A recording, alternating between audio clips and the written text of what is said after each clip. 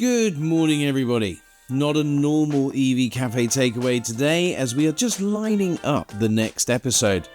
Today, we get to delve into the archives of a brilliant, fun, and moving chat with a guy called David Beeney. You'll remember that the EV Café absolutely stand on the importance of mental health. Both John and I are mental health first aiders, and David Beeney just brings this subject to life, as he is an expert in this arena, and he shares his own personal journey and how it meant so much as he transitioned to become a full-time mental health practitioner, supporting businesses up and down the country, all over the globe, with the important subject of mental health and how to handle it both in and out of the workplace. Check back soon for the next exciting episode, but for now, let's dive right in. Welcome everybody to the EV Café Takeaway podcast, a podcast focused on the zero emission future that we all hope for. And every week I'm joined by members of the EV Café, and this week is no exception. I've got the wonderful John Curtis. John, welcome. Oh, bless you. Thank you, Paul. And good morning all, or good afternoon, or good evening, whatever time it is you listen to this, because it's going to be good. I just got a feeling in the pre-record before we started this. Things got a little bit exciting. Oh, yes. Well, as everybody knows by now, we normally focus on the innovators, pioneers and collaborators of the EV industry, those focused on driving vehicles to zero emissions. But we have a subtle difference today. So we're focused on a pioneer, an innovator and a collaborator that is focused on the broader subject, something really important to us, something very close to our hearts, of mental health. And his name is David Beeney. David, welcome to you. Good morning, Paul and John. I feel honoured to be your guest here today. So thank you very much indeed for inviting me to the EV Cafe. Thank you. David, it's definitely our pleasure to have you here because you're the founder of a business called Breaking the Silence, which really was born out of, when we're going to talk about all this, so I'm just going to scratch the surface, but it was born out of your experience, personal experience of a mental health challenge over a long period of time. And now you're focused on creating kinder cultures that build trust and drive energy into employees. And one stat that I was doing, or found that as I was researching this, that we lose £26 billion to mental health issues every year. So around about just over £1,000 a person. I mean, that's phenomenal. So it's great that we've got you with us today to talk about this incredibly important subject. And what made that change initially to come out of business that you'd been doing to move and focus on this really important subject? As you said, Paul, I spent, I think it was 36 years working in magazines and newspapers, not as a journalist, on the commercial side of things, spending my last 13 years as a commercial director for Auto Trader. But I had this big secret, this really big secret. And what was my secret? My secret was I was battling in private with my mental health. My life changed forever in 2016 when I outed myself for the first time. And it's proved to be one of the best things I've ever done in my life. When I first shared my story, it resonated with more people on a deeper level than anything I've ever done. However, many people came up to me and said, "David, thank you for being honest, but can I be honest with you as well?" And I said, yes. And they said things to me like, I would never share at work my true mental health because I think it would have a negative impact on my career. And the more and more people I spoke to about my mental health challenges, the more people shared with me that basically they didn't trust their employers. So I made a big decision back in the beginning of 2017 that where I wanted to focus my energy was on creating kinder cultures. Cultures in workplaces where every single employee would feel safe to be honest about their true mental health. I also knew when you got the culture right, the business wins as well, because your best people are less likely to leave, less people go off sick, and you drive more energy through the organization.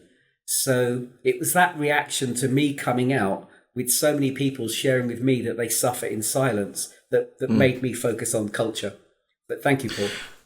No, I mean, it's incredible because I mean, that's so for me. When I jumped out into business, I focused on something that I kind of knew something about in respect to electric vehicles and this transition that we're going through.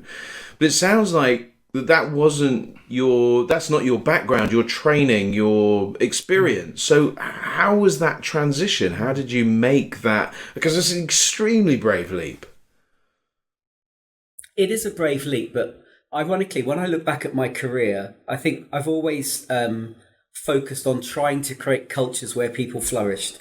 I wasn't a traditional sales director in the world of media. I wasn't someone who went around sort of focusing on the numbers. I always believed that if I treated people in a certain way, I'd get the very best out of them. So in some ways, now being a qualified mental health counsellor and using my mental health story, it's enabling me to get back into boardrooms to talk about something I've always been passionate about, which is culture and trying to get the very best out of people around us. So yes, it's been a huge transition. The biggest challenge for me, Paul, is that I honestly spent my entire career doing everything possible to avoid public speaking because of my battles with panic attacks. And I now deliver probably on average one talk at least a day. And I didn't know if I could do it. I didn't know if I'd be able to stand at conferences and open my heart about mental health. But I've proved to myself that I can do it. So thank you. But it's incredible because I know that you have a secret superpower, and we're going to come on to that superpower in a bit, but I know that John is keen to get in. So John, jump in. Oh, well, I'm fascinated about the superpower now. Come on, what's your superpower, David? Do tell us. I'd love to tell you it's I wear my underpants on the outside of my trousers, but I do, but that's another story. It's not that at all. When I was first speaking at a conference about 7 years ago, somebody put their hand up really early in my talk and said, "David, I'm really sorry to interrupt you, but can I ask you a question?" And honestly, I nearly had a panic attack at the question, because they said to me, "If you spent all those years avoiding public speaking, how are you going to get through this very one without having a panic attack?" And from memory, I said two things. Firstly, I can't promise you I won't have one. And secondly, it's because there's that phrase that we associate with mental health, that it's okay not to be okay. And maybe for the first time in my life, I've finally accepted it really is okay not to be okay. But that's not the main reason I get through them. I've also realised that we do inspire when we share vulnerability. A number of years ago, you'd have been seen as a weak link, as a liability. But these days, it does take courage to talk about vulnerabilities. But what you're doing is giving other people permission to be their authentic selves. But that's not how I get through the sessions either. I've tried to find a cure for panic attacks for over 40 years. And cure's a good word to use because I'll never be cured. I really was battling a panic attack in a meeting only yesterday. But I think I've realised what happens these days. Just when the demons are starting to return, just when I feel myself becoming anxious, I actually say to myself, sod it, just have one. You know, just show everybody what it looks like for me to have one. And the irony is, when you give yourself permission to have one, you generally don't. I've spent most of my life panicking about my panic attacks, getting anxious about my anxiety. I've always been really hard on myself. In our careers, we talk about raising the bar. Well, guess what I've done? I've lowered my bar. I haven't lowered my standards. I haven't lowered my aspirations. I'm just not being so hard on myself. And so I think my discovery of being kinder to myself, of becoming more self-compassionate, of giving myself permission to have panic attacks has largely stopped me having them.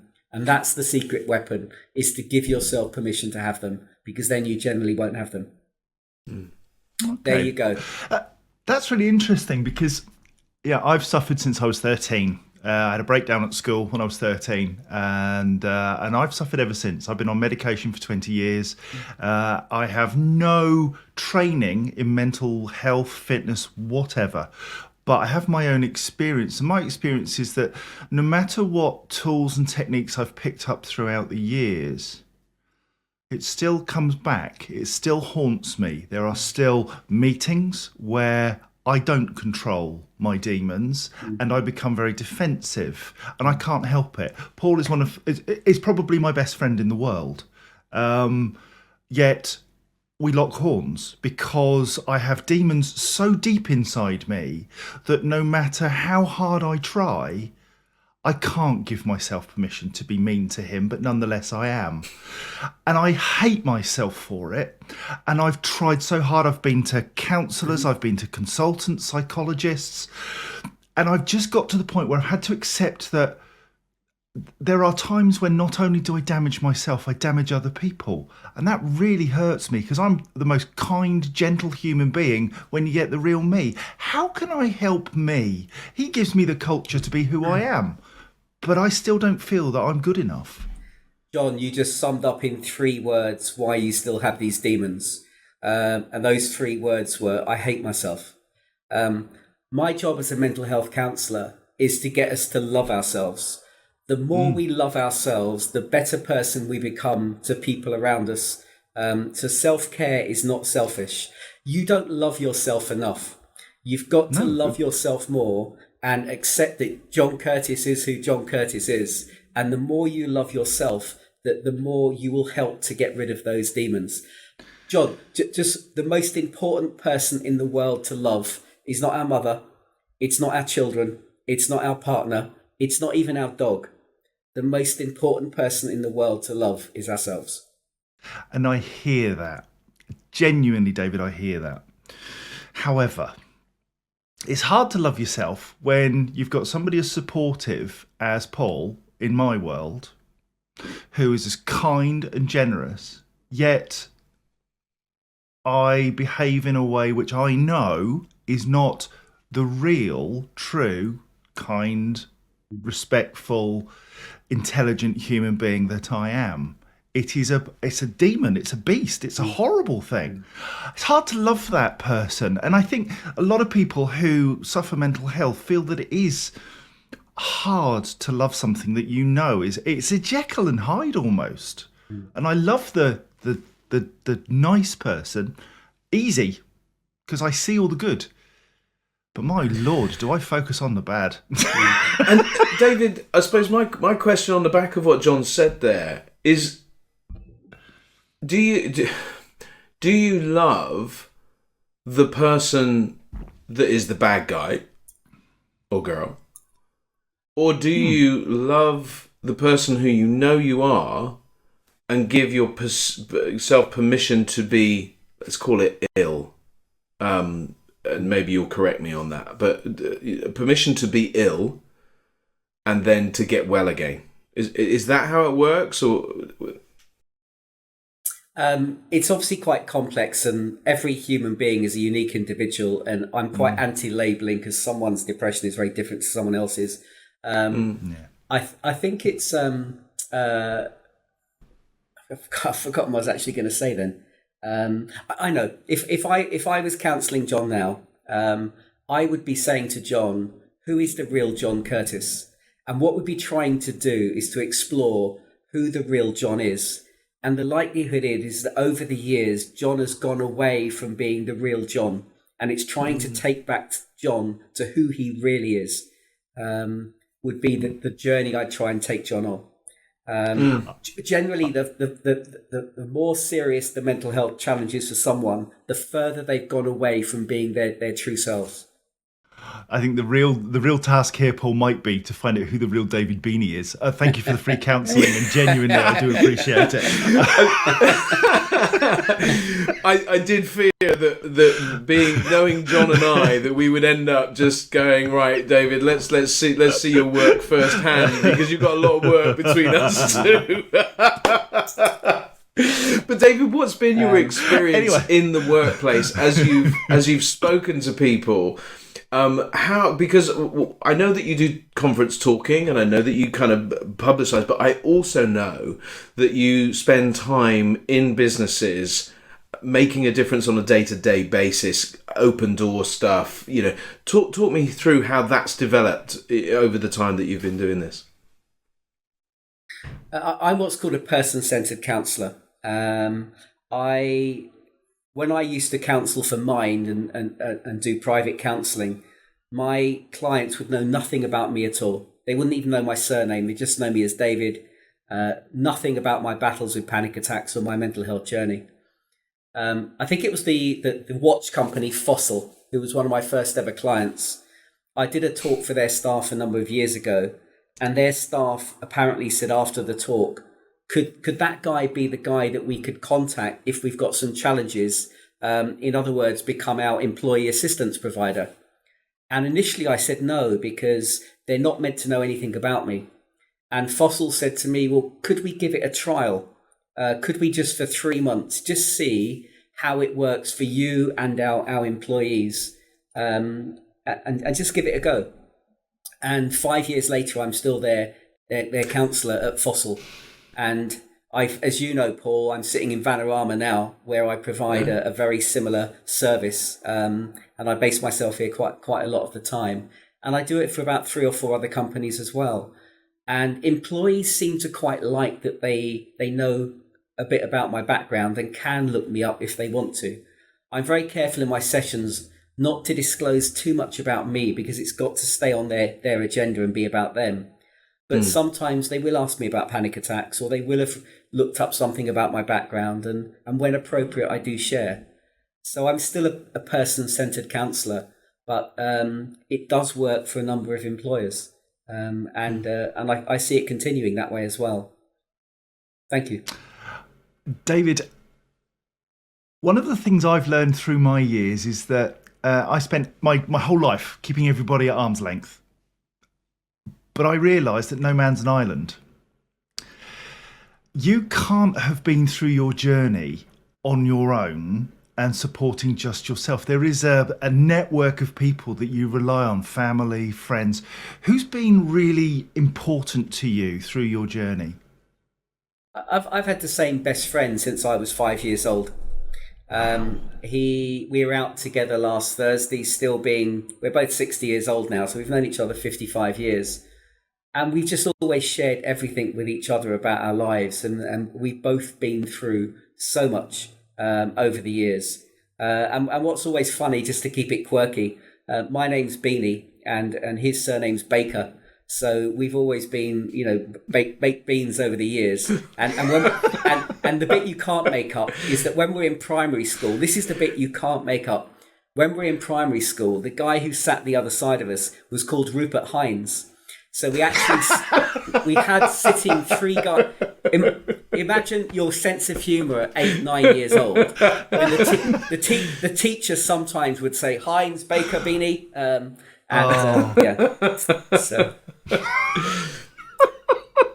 Is there humour in everything that you do? I mean, seriously, you inject that, don't you? That's part of who you are. Well, John, I didn't mean to do this today, but if I was doing a talk today in person, I give out in my talks tins of baked beans. And I estimate, even in the last 5-6 years, I have given away over 10,000 tins of baked beans. Now, the reason I do that, and I'll keep this quite short today, is not just because I'm just got this fetish about baked beans and I'm trying to build a brand around my name.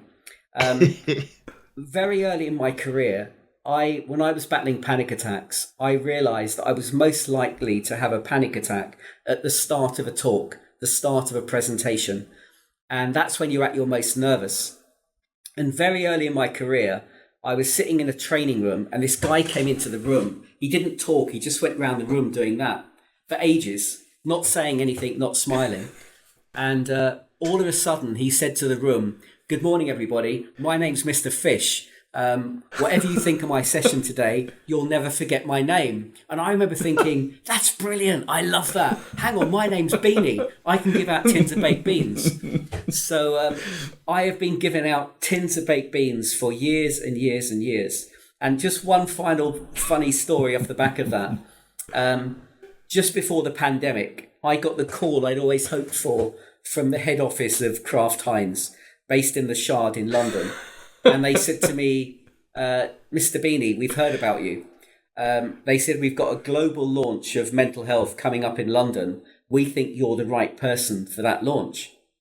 Now, I naturally presumed they'd heard about my baked beans, but they hadn't. So I turn up at the head office of Heinz with 2 huge bags of baked beans. Firstly, I had to get through security. You couldn't understand why I was bringing beans into Heinz. And then I had this moment in my workshop where I thought they knew what I was about to do when I gave out tins of baked beans to the staff of Heinz. And it was one of the most surreal moments of my career.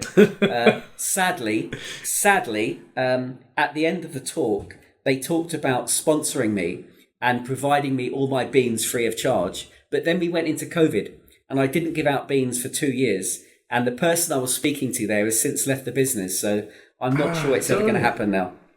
Yeah. We must know somebody. Let's hook you up. Yeah, right. So if anybody from Heinz is listening, David wants to get back on the bed because he's having to give out Lidl's beans at the minute, and this just doesn't do the same job. Anyway, other brands are available. Yeah. This week in Tesco's, I bought Branston beans, Tesco beans. I got a complete selection when I topped up my bean supplies this week. It's fantastic. I love this. And I mean, we often talk about the people that have inspired us. And honestly, David, and I mean this genuinely without any kind of just blowing smoke or anything, you've genuinely inspired me. When we were at Vanarama, I heard your story as a talk for the first time. And it was in the pandemic, and the guys at Vanarama really did invest in their people through that time. And it was great. It was a great time of my career. But who's inspired you? Who inspires you on a regular basis? Do you connect with people? Who do you learn from and sort of build your knowledge to be able to help others? Who does that for you? I call my doyen a guy called Jeff McDonald. He was the global HR director at Unilever for many, many years. And I saw him do a talk at the Institute of Directors about 7 years ago, where he shares his own battles with mental health. And he's very inspirational, very courageous. And on the global stage, he's on a mission just to make sure every employee in the world can be really honest and open about their well-being. So yeah, Jeff McDonald, former global HR director for Unilever, is a real inspiration. And let me call out Andy Alderson as well, the CEO of Vanarama. I worked with Andy back in the early 90s, and Andy and I were young lads together. And I'll be honest, I never thought Andy would go on to do what he's done, but I'm so proud of him. Yeah. And going back to inspirational leadership during the last few years, Andy, as you know, Paul, generally cares about his people. Yeah. And Andy did he did a talk for staff, and you were probably there at the time, Paul, at the start of the pandemic, where he said to his very salesy employee base, look, at the moment, I don't care about sales. I care about you, my people. And he said, my priority is to get us through the other side of this pandemic. And so we've still got a great business to work for. And he said, look, I'm going to say it again. At the moment, I don't care about sales. My priority is your well-being. Now, that took courage, but the people here they believed him. But sales went up because people were inspired by his leadership at the time. So, I've got to give Andy a call out today because, he's achieved great things, and I'm so pleased that he's sold his business to another fabulous business, Auto Trader. Yeah, I was going to say the connection's not lost on me that you were in Auto Trader and now a part of the Auto Trader group. Well, perhaps I shouldn't say this today, but one of the ironies for me is that I ended up at Auto Trader in 2003 because I went for an interview that someone else didn't want to go to. They said to me, look, David, I really think this job's not for me. Would you mind going to the interview in my place? And I thought, that's ridiculous. To cut a long story short, I went to this interview instead of somebody else, and I got this job running Auto Trader in Watford. Now, what was particularly amusing my friends is that as a guy, I've never been interested in cars or automotive, but I stayed at Auto Trader for 13 years. I finally leave Auto Trader. My corporate world comes to an end, and I end up sitting in Vanarama. And who's bought Vanarama? Auto Trader, and I feel they've come back to me again. And again, I'm still doing a lot of work in the world of automotive. The guy who sometimes struggles to name the make of his own car. It's now I have to. David, I have to ask, because we don't allow acronyms on the EV Cafe. But also, we don't allow big words that I don't know what they mean. And there was doyen. Is that what you said? Was it? What is this word? I'm not even. Do you know what? My vocabulary is quite limited as well, and I just think it's about someone you worship, admire. Probably like you the way you think about John, the way you think about John Curtis. I'm sure he's your absolutely. Doyen. Okay, so actually, do you know what the funny thing? Can I just define it, Paul? Let me define it for you. The most respected or prominent woman in a particular field. Thank you, David. It's not a woman, I'm sure. It is. I swear to you, it is. Really? There we are. Oh dear. Yes. Oh, I love it. I will take that with me forever. Bless you. Well, I think all worse. John is definitely my doyen. That's for sure. But it is funny, isn't it, that we are inspired by great people that have done great things around us, and it's exciting. Oh, jeebus! It's we have these people in our lives, and I'm very very blessed to have a lovely series of people that have come into my life and gone out of my life in some cases, but in many cases sort of stay here in your heart, right?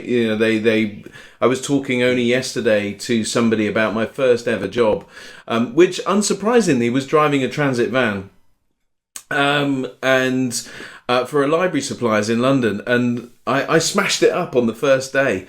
And can you imagine that journey? And David, you know my full story, and my first job out of the situation that wasn't that great. Then comes, the very first day, he said, look after my new baby.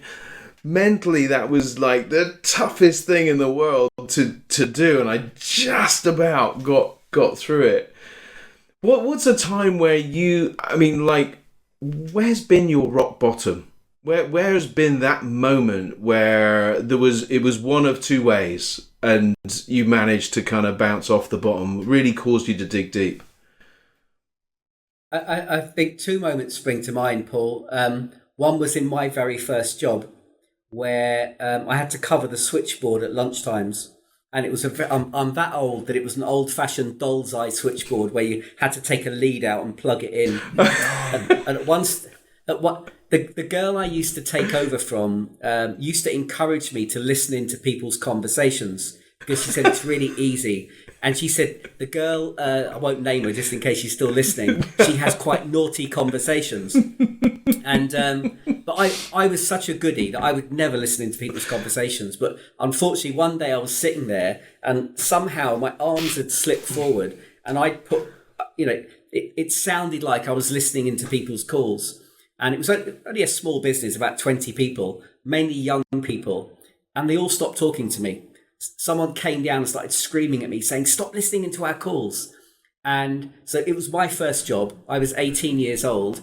And apart from the person who owned the business, no one would talk to me for, it felt like weeks. And I gradually had to win people round that I was a decent guy. And perhaps that very early in my career made me think about what it feels like at work when you're, not being treated very well.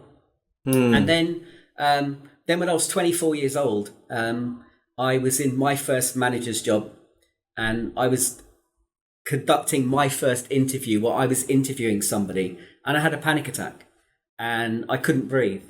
And then it happened again the following day.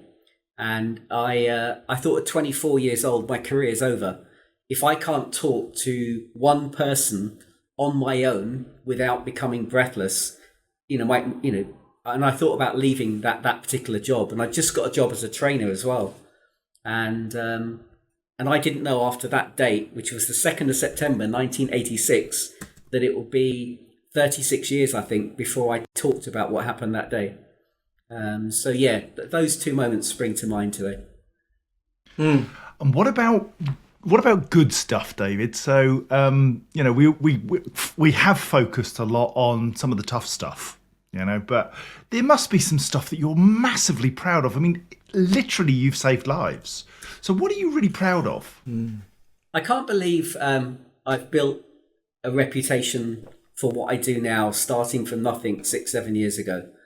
I had a call a few months ago, and this lady said that she'd identified me and had been following me for a while as someone she thought could help. Still them. Illegal, she felt that I might be the right person to help her organisation, and she carried on talking. And my first question was obviously, do you mind me asking what organisation this is? And she said, oh, we're the United Nations. And I thought, and I had, the one thing I could see was that she was contacting me from Bonn in Germany, which is obviously where their head office is. And I thought, how have I got to the stage where I'm working with the UN? And I work with the Royal Navy. I'm not political, but I'm the advisor to the Labour Party on how to create a kinder culture within their own party. And I've worked with Google and McDonald's and Samsung. And so I have to pinch myself, and I feel so lucky to do what I do. It's so cathartic, it's so purposeful, and it does appear to make a difference for individuals' well-being, but also help businesses as well in terms of their results. So feel so lucky. And it's the passion that you've got for it that comes from knowing that you're following your true vocation, your course, I guess, because you'll have dark days, even now, I'm sure. But you go back to that purpose, that central theme, which is that you have experienced something, you can use that experience to support others through it, I guess. Yeah, as I say, I still battle panic attacks. They still, they're always not far away. And I was in a meeting up in Lancashire yesterday, and I thought, I'm going to have a panic attack here. And I have to use, my own personal techniques to try and get my breathing under control. And I came out of the meeting yesterday thinking, I could have done better today. Now, they wouldn't have even noticed yesterday what was going on inside of me. And I probably did fine. I'm very hard on myself still. But it wasn't a great experience for me because I was having to, rather than at times focus on the meeting in hand, think about how I can get my breathing under control. So, it's still there. It doesn't go away. One of the things that we often find within the EV Café and things that we say and language in general, we say things that can be inadvertently inappropriate. So like if we're just kind of talking through, that's mental, or man, that's crazy, that's bonkers. That's one of my favorites, actually. I use it. Wow, that is bonkers, man. Do we over focus on the words? Because I mean, I've listened to a podcast with Simon Sinek, I think his name is, and he talks about mental health in the context of mental fitness. And we often use the connotation, and I think this is where part of the problem has come from, that mental health is a negative thing. I always remember Fraser Crane, wishing you good mental health, or whatever he says at the end of his sign-off on his radio show. For those of you old enough, of course, to have watched Fraser Crane. But is language important, and how can we make it easier to be positive about our mental health and create a kinder culture? Language is really important, Paul. I always say tongue-in-cheek these days that the word mental's become part of the stigma. We don't like that word. Agree. If I said to you both, what do you picture when you think about mental health? It's people with their heads in their hands. Yet if I said to you, if you picture physical health, it will be, Arnold Schwarzenegger in his prime, and Usain Bolt, and so on. And if we just talked about healthier minds, straight away we get a lot more engagement with this topic. I'm a huge supporter of the mental health charity Mind. They do fabulous work, and they're probably my favourite mental health charity. If you'd invited them on today, they would start talking about 1 in 4. It's the most commonly used statistic in the UK. Personal view, I think that fuels stigma. You see 4 people together and you think, if it's 1 in 4, I wonder which one it is. And it makes it harder for the one to speak up because they're different to the other 3. I talk about 1 in 1. We've all got health, physical and mental. We all have days when our physical health can be better. We all have days when our mental health can be better. If I'm on a crusade to make it easier for everyone to talk about this subject, so we've got to normalize it. What made me smile earlier on today, Paul, was that you kicked off this podcast by quoting some statistics about the money lost due to mental health. I didn't want to say it at the time, and I know you'll take it in the right spirit now. Of course. But the first time I put a slide deck together on mental health, I sent it out to some friends for feedback, and they all came back to me and said the same thing. They all came back to me and said, David, I think your slides are okay, but you've got no numbers in them. And surely if you're doing awareness training, people like to read statistics. And I can remember saying, please take this in the right spirit, but most statistics I hear about mental health are complete bullshit. Nobody knew about me for nearly 40 years. You know, how many more people are out there like me we don't even know about? And do you know what? I think I've been proved right, because at least 1,000 people have contacted me in recent years to share with me that they suffer in silence, not just at work, from their families as well. Many of them men, and many of them very senior in their jobs. So all these statistics we read, like 1 in 4 and all these billions of pound loss, the truth is we don't bloody know. Because still, because of the stigma, far too many people don't talk about it. You know, John was really brave earlier on today when he talked about his own challenges, because that inspires other people to talk about it. But most people wouldn't admit that. It took me till I was 54 years old to talk about it. Far too many people still suffer in silence. And language is important, really important. Yeah. I guess that we are the 3 in 3, aren't we? That we're proof positive that you can actually find some challenges in most people. They're there, whether they've been there lifelong, short term, or caused by some event, or without any cause whatsoever. It's hugely complex, this area. Yeah. Sorry, Dave, you were going to say? I was just just going back to language again. We overcomplicate it. I'll give you an example. You can imagine, I get many managers particularly saying to me these days, but David, now we're working in a hybrid way. Now we're not in the office every day. You know, it's really difficult to keep an eye on my people's mental health. How can you really expect me to do that when, you know, some people only come in one day a week? I'll give you an example these days of simple things that we can do to keep an eye on each other's mental health. I was running a webinar about 2 weeks ago, and it was a very typical webinar for me. There was about 100 people on it. It was me talking for an hour. At no stage did I bring anybody off of mute, and only about 8 or 9 people had their cameras on. I get used to that. At the end of the webinar, the person who organised the event said to me, "Thank you for today." And she said, "It seemed to go okay." I said, "Yeah, it did." I said, "I've got the names, by the way, of 3 people on the webinar I'm a little bit concerned about, and I'd like you to check in with them to make sure they're okay." So I gave this person the 3 names, and they said to me, "Hang on a minute, David. There was 100 people on that webinar. You did all the talking. You didn't bring anybody off mute." And then when they looked at the 3 names, they said to me, and I even know for a fact that those 3 people didn't even have their cameras on. How can you possibly ask me to check in with them because you're worried about them? And they were looking at me as if I was some sort of guru. And I said, "Look, it's not rocket science." I said, "It's not rocket science." One of the few things I asked people to do was to type in a chat function on a scale of 1 to 10, their energy levels today. And those 3 people scored 1 out of 10. And 1 out of 10 in my book is a cry for help. They got back to me the following day and said, "David, thank you. 2 of those people were so grateful that you noticed they were only a 1 out of 10 because they were really struggling. The 3rd person meant to put 10 but missed the 0 off."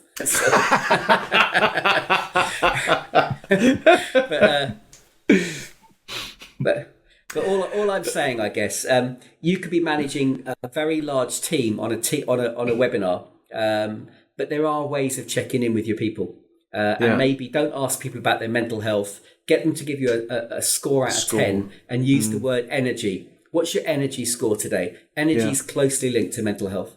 If you ask for mental health, people would lie. People wouldn't tell you the truth. Do you know what, David? It's so insightful, and we when I was at LeasePlan, I became a mental health first aider, but I also had a number of reports, and we devised as a team of people that had been on this mental health training awareness from St John's Ambulance, which is a great course, by the way, if anybody's thinking about kind of how do I actively help or be a part of the solution, then that St John's Ambulance course is a really great one, and David, perhaps you might have a suggestion as well. But anyway, the form that we created had a score of 1 to 10 on a couple of things, because scoring was a really good way of tracking how people were feeling. So you were an 8 last month, but you were a 6 this month. What's caused you to feel a 6 this month? And it opens the door to that question. If you'd have asked me yesterday on that energy score, I'd have been a 2 or 3, because I've just come back from holiday, had a fantastic time, and it was really tough yesterday. My head was not in the game at all. And one of those is an easy way of saying, well, how do you score yourself today? Well, I'm a 2 or a 3. I don't have to say anything. I don't have to explain anything. And then people can follow up with a good question. But it's that willingness to follow up, isn't it? That's really important, to check in with one another.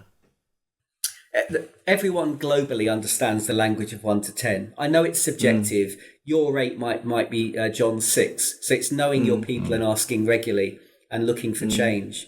Just another really simple bit of advice to people today about, because the question I get asked most often, what if you've got someone in your life and you're worried about them, but however many times you ask them how they are, they say they're fine, but they're not. What can you do about that? Well, let's keep it real. You can't force anyone to tell you how they are, but there are techniques you can use to open people up. And the simplest one is to ask people twice. So in other words, when I say to you, how are you? And you say fine, then look you in the eye, smile and say, now, how are you really? Because of the pandemic and working virtually, I've started to do a lot more work outside the UK, and they laugh at us. They say in the UK, when someone walks into a room and says, hi, how are you? They don't mean it. They don't actually want to know. And that reminded me even more the importance of asking people twice. Now, I put this to the test properly for the first time only a few weeks ago. I was doing some one-to-one consultations, and I'd met these people before, and I had a template in front of me, and I deliberately put at the top of the template, how are you? And then how are you really? Now, I'll just give you one example, but I could give you many of how powerful this was this day. This guy comes into the room, and I said, hi, how are you? And he said, oh, I'm good. He said, it was my birthday yesterday. And he sits down, and I said to him, and now how are you really? And he went very quiet on me, and he said, my brother died on my birthday last year. He said, it's been a really difficult 36 hours, but thank you so much for asking. If I hadn't have asked him twice, I would have assumed he was good, because that's what he told me. And it was his birthday yesterday. I didn't realise how difficult it had been for him. I'll tell you one more as well, because this stuff is so powerful. Guy comes into the room, and I said, how are you? And he said, I am great, absolutely great. And he sits down, and I said, now how are you really? And he looked at me and said, do you really want to know? And I said, that's why I said, how are you really? And he said, I'm absolutely shit. He said, life is really, really tough for me at the moment. And he really opened up to me. Again, if I hadn't have asked him twice, he told me he was great. Only by asking him twice did I get underneath it. David, the wisdom that you have and the experience that you have is incredibly valuable.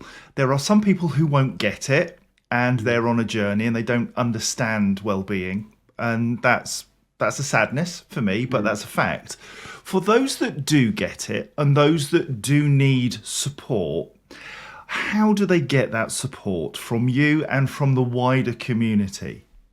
So I'd love to say, if anyone does want to contact me outside of this podcast today, I'm very easy to find on LinkedIn, and people can message me in that way. And I'm always happy to point people in the right direction. This subject does relate to everyone in our lives, everyone at work, every one of our friends, every one of our family. And we all have challenges at times going on. But we're not sometimes very good at talking about them. Keeping it real today, one of the most saddest statistics of all is that 4 out of 10 suicides come as a shock to family. Yeah. So in other words, 40% of people who take their own life mask it completely from the people that love them most. I'll give you an example. One of my business clients is run by a husband and wife. And I went up to see them recently, and the husband said to me, "Have you got a few minutes?" And I said, "Yeah." And he took me into his office and he shut the door. And he said to me, "David," he said, "I'm really struggling. I'm really having dark thoughts." He said, "I'm actually quite worried what I might actually do." And he said, "It's taken me so much today to share this with you." Now, I know his wife well. So I immediately said to him, "Have you spoken to your wife about this?" And he said, "Of course not." He said, "We've got enough on our plates at the moment. The last thing she wants to hear is that I'm got thoughts like this." I turned to him straight away and said, "How would you feel if I told you that I'd had a similar conversation with her and that she was also having very dangerous, dark thoughts and was really in a bad place?"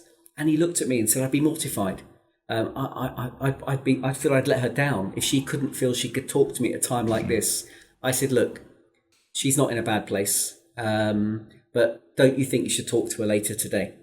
And he said, "You're so right." And he promised me he'd talk to her later, and he did. We've got to get better at sharing with the people that love us most how we're really feeling. Because that statistic of 4 out of 10 suicides come as a shock to family is really sad indeed. Thank you. Great. It is. And, within the automotive industry, we all lost a friend, actually. A guy called James Davis took his own life probably what would it be about 3 years ago now. I think it was before the pandemic, and it's just one of those things that really I find it's a real struggle to think that people get that low and can't talk to. I don't know why I'm emotional particularly, but I'm so proud of the way the industry has responded in terms of Fleet News created an award for mental health and well-being, which LeasePlan and Enterprise both won things. But what was great, there's 16 on the shortlist. I think it was 16 companies, or at least 16 companies that applied. And it shows that this is a powerful and real thing that needs to happen because it matters so much. And I think Chris Evans highlighted a photograph. It's called The Last Photo or something like that. I think it was an exhibition that was on the South Bank, and it was photographs of people, the very last picture before they took their own lives. And it bothers me. I mean, clearly it bothers me that people get to that point and don't have the openness or the ability or the culture, David, the culture around them that gives them the freedom, or people that will ask them that second question. And what is it that we can do? You've mentioned it a bit already in terms of advice. If there was a nugget, is it that second question? What is it? I think there's 4 suggestions I'll make about what we can do. One is to ask somebody twice. Don't stop just saying, "How are you?" Ask them straight away again, "Now, how are you really?" because people will find that a bit frustrating, but they do realize at that point you want to know. You can ask people a number out of 10, and they may just come up with a number that surprises you and say 1 or 2 or 3, which enables you to open up the conversation more. Thirdly, share some of your own vulnerability. People mirror behavior.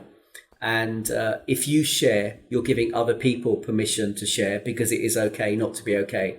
And just lastly, and again, we complicate this one. If I said to you two today to give me indications that someone around you might be struggling, if we had flip charts with us, we could very quickly come up with 30 or 40 indications that someone might be struggling. So I'm going to keep it really simple for us today in the EV Café.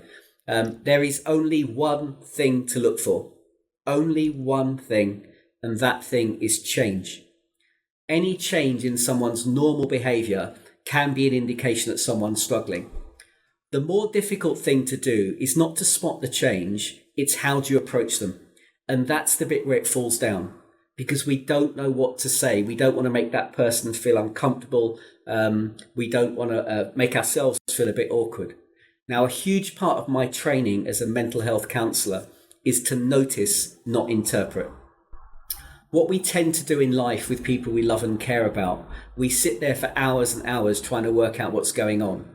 The problem is when you do that, it's very easy to make someone feel judged, but nobody likes to feel judged. But we are allowed to notice change. So for example, Paul, you and I have known each other for a while. I always find you pretty easygoing and mild-mannered and quite funny. If all of a sudden you started snapping at me and biting my head off, I am allowed to say to Paul Kirby, Paul, I care about you, mate.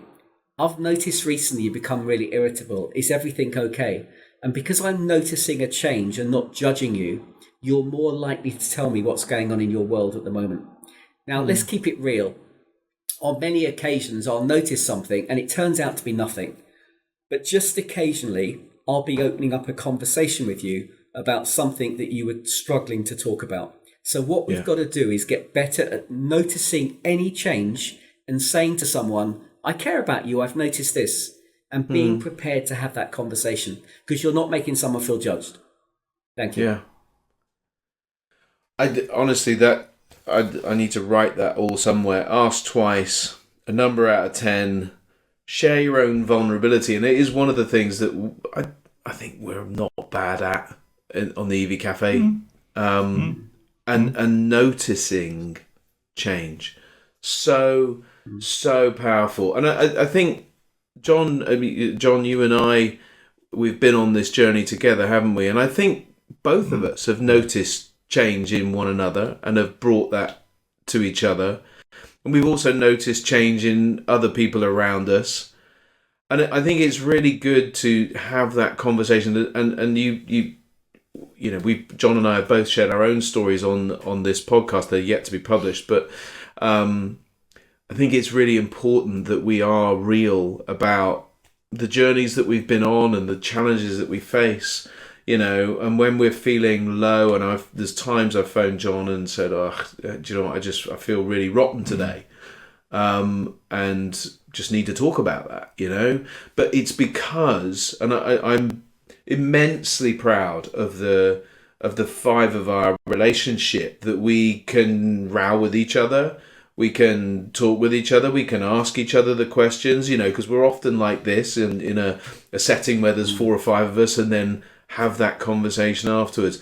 And I'd love to be able to elevate that and see that replicated. You know, I'm not proud of it in a sense of, look at us, aren't we good? I'm just so happy, and John's talked about this, so happy to be with a group of people that are all going in the same direction and kind of get it and can have conversations and live life in our little world. And it feels like a safe place. And I'm proud of a safe place that we've got. David, this has been so insightful. John, what are your final thoughts? It's one of the very final things that David's talked about, and it was to notice change, but not judge. I'm a hugely judgy person. And that's the nugget I'm taking away with me, because I would hate to be judged. You can be quiet, Mr. Kirby. And I was thinking, actually, David delivers beans as part of his thing. And so you would deliver curbs, presumably. So curbstones. They're very heavy. As a free gift. Yeah, that's your problem. And I would deliver curtains, probably, because I was always known as John Curtains at school. But yeah, noticing change but not judging is key for me.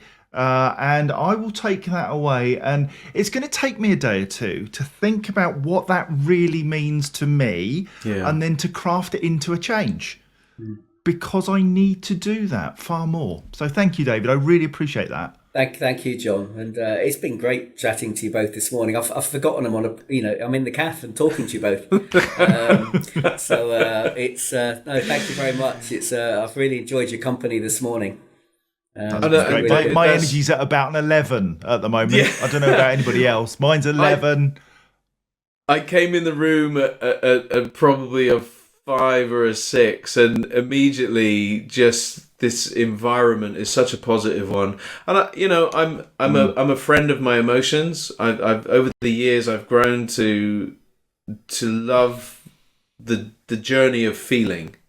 Because feeling is so important, and actually knowing that you can come through those negative emotions and move on to positive emotions, and actually sometimes those negative emotion or the sadness or frustration or whatever it is forms part of that drive forward to the next level. Like your negative emotions caused you to punch through when you were 54 and found Breaking the Silence, which has gone on to help thousands, maybe hundreds of thousands of people by virtue of the network that you've created and the safe place that you've created. And David, I feel deeply privileged to have met you, to have had conversations with you, to have dreamed about a game of squash together one of these days. Absolutely, yeah. Still on the agenda one day. But also to observe the kind of culture that you've created in so many businesses, one that you're sitting in right now, which I've experienced personally, Vanarama, but knowing all of those other companies that you're forming tremendous. It's been a real privilege. I'm waffling on. It's just been a real privilege today to spend some time with you. It's not unusual, right, John? I just waffle on. I'm just noticing change, Paul. You're waffling less than usual. Hey, you're noticing no change at all because I'm talking.